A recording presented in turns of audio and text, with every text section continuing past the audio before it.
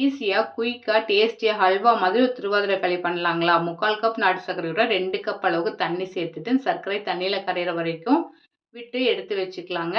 கடாயில் 3 ஸ்பூன் அளவுக்கு நெய் சேர்த்துடலாங்க. இதோட 1/4 கப் அளவுக்கு தேங்காய் துருவல் சேர்த்து வறுத்து விட்டுடலாங்க. இதோட கடையில் வாங்கிட்டு வந்த அரிசி மாவு தாங்க 3/4 கப் அளவுக்கு சேர்க்கிறேன். அடுப்பை லோ ஃப்ளேமில் வச்சு வறுத்து விட்டுக்குங்க. இந்த அரிசி மாவு நல்லா சூடேறி வறுபட்டதும் இதோட சர்க்கரை பாகுவை வடிகட்டி சேர்த்துடலாங்க. இப்போ இது திக்காகிற வரைக்கும் நல்லா கிளறி விட்டுடலாங்க. திக்கானதும் இதோட 1 கப் அளவுக்கு பால் சேர்த்துட்டு திரும்பவும் நல்லா கிளறிக்கலாங்க. இப்போ இதுவும் நல்லா திக்கானதும் 1 ஸ்பூன் அளவுக்கு நெய் சேர்த்துட்டு 2 ஏலக்காவை தட்டி சேர்த்துட்டு நெய்யிலேருந்து இந்த களி பிரிஞ்சு வந்து இந்த கடாயில் ஒட்டாத வர வரைக்கும் கிளறி விட்டிங்கன்னா போதும்.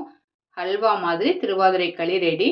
இன்னைக்கு சனி பிரதோஷத்துக்கு கூட இதை செய்யலாம். நாளைக்கு திருவாதிரைக்கும் செய்யலாம். ட்ரை பண்ணி பாருங்கள்.